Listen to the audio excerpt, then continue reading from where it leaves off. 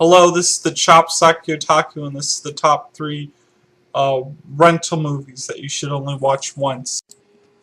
I chose Raiders of the Lost Ark because it's a very good action movie. You should see it at least once in your life.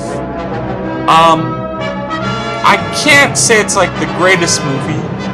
I probably would have put it at number 1, but there's one bad guy that doesn't get it in the end. If the bad guy with the one patch would have actually got his comeuppance in the movie, I would have actually put it as one of the best movies ever made. But I'm very picky. I want all my bad guys to get their comeuppance and stuff. But it's a great action movie. It's great.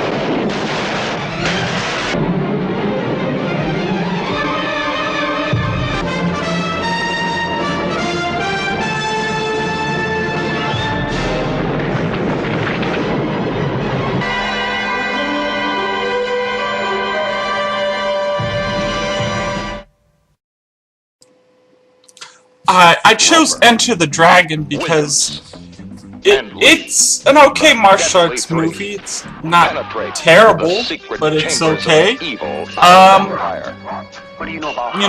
Try Bruce Lee out if you don't know if you like martial arts. I always recommend people to start out watching Bruce Lee as a beginner thing for martial art movies. But like all things, like his Jeet Kune Do and everything else with Bruce Lee, you gotta remember, he's just a boat to get you across the river. Once you get across the river, you don't carry that boat on your back. You just use it to cross the river. Once you cross the river, you leave that boat in the river, and you don't carry it on your back. You move on. There's other martial art movies, better martial art movies.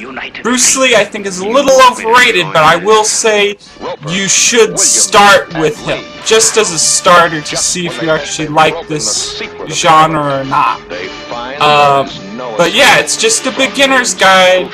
He's not the all-in-all almighty in martial arts, like you only watch Bruce Lee and that's it. No, you watch other people, Jet Li, whoever, it doesn't matter if they use wire works or whatever, flying looks fake, it's all part of the genre. Okay, Bruce Lee is just to say, hey, there's this genre out there, and that's it. When I really discovered what a director does, and that is, I saw Citizen Kane on television for the first time. And I began to become aware of editing and camera positions.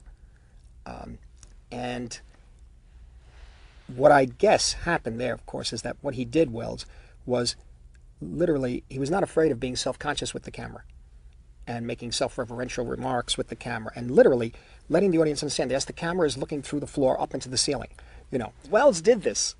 And he did it with such conviction and with such brilliance that you began to realize, I see the camera moves. And I began noticing camera movement because he used that wide-angle lens a great deal. And if you use a wider-angle lens and you move quick enough, you see the walls speeding past you, And this is what I think Wells brought to cinema, to American cinema particularly, because up to that time, it was the seamless film, in a way. The hidden camera, the camera that you couldn't tell was there. So Wells was the one to really open up the Pandora's box of cameras flying up in the air. In a funny way, I guess, picking up where silent films left off. The odd thing about the picture, and I've seen it countless times, the enigma of it is Kane itself, Kane himself. You don't know him. You can't get to know him. He's afraid of knowing himself. He's afraid of letting anything out that might be indicative of his feelings, his emotions. And he's not passive, though. He's not passive, but he's got this wall up that, now how many times I've seen the picture, I cannot get, I can't really feel for him as much as I did in the beginning. But in the beginning, when I first saw the film many times, I was feeling more for Orson Welles himself, acting in the film. I liked him personally.